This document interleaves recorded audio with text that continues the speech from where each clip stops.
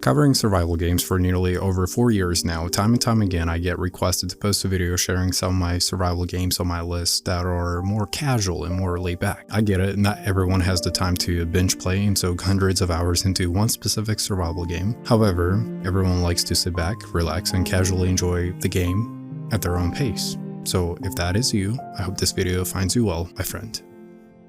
I'm gonna try to run through these and save you as much time as possible, that way you can just go on with your journey, Survivor. Not all these in any particular order, so let's go. Number 1, Breakwaters. I can't believe this game is often overlooked and completely neglected as much as it is. To be fair, when it was released at first, it was a hot mess and lacked a lot in performance, let alone multiplayer. But years later, it has improved tremendously. We now have the multiplayer available as well, which, rest assured, you can enjoy this title with a friend or two. Imagine if Breath of the Wild was taking place on the beach with heavy survival mechanics and huge titans roaming the waters. This is basically it, without a doubt. The water physics in this game are absolutely phenomenal and one of a kind. There's just nothing like this, period. And number 2, Arctica. This is another survival game that completely stands out from everything else, and it doesn't have a shame in it. At first, it is a bit hard to get a hang of it, and it can be a learning curve at first, mainly at the beginning. Just learning the system can be very challenging.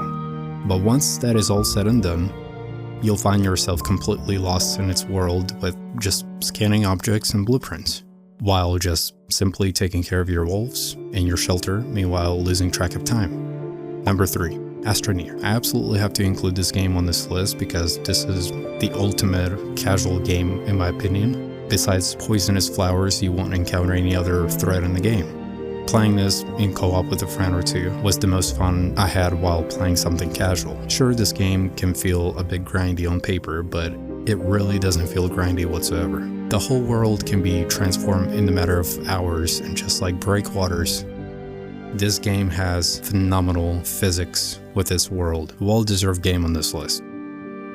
Number 4, Dinkum. My personal favorite on this list, Dinkum has been in development for over a year now, and it's overwhelmingly beautiful, relaxing, fun, and just cute. Amongst all those games I just mentioned in this video, this is probably the most played by me. And imagine if Stardew Valley was 3D and took place in Australia, this would perfectly just describe the game. Everything about this game was just done right. The progression system is perfect and not draggy. Its gameplay is extremely simplistic and fast to understand. If you'll play My Time in Portia, you'll quickly understand what to do. And to conclude this list with number 5, Voidtrain. Another survival game that made its way on Steam in pretty good condition, considering it was still in early access. I will say the introduction and the hook of this game is one of a kind. I remember booting this game up for the first time, and just everything about this game was perfect. The cutscenes were very clever and fun. I played this game on day 1, and it's nearly been a year ever since. And seeing all of the new additions added to the game, including guns and new enemies, really makes me want to come back to it. And I probably will once I'm done with Daisy. You should check that out, by the way, just saying. Anyways, as promised, nice and short. If you made it up until this point, you are a legend, and here's a virtual handshake for you. Anyways, this is your boy Roos, and I'm out. Goodbye.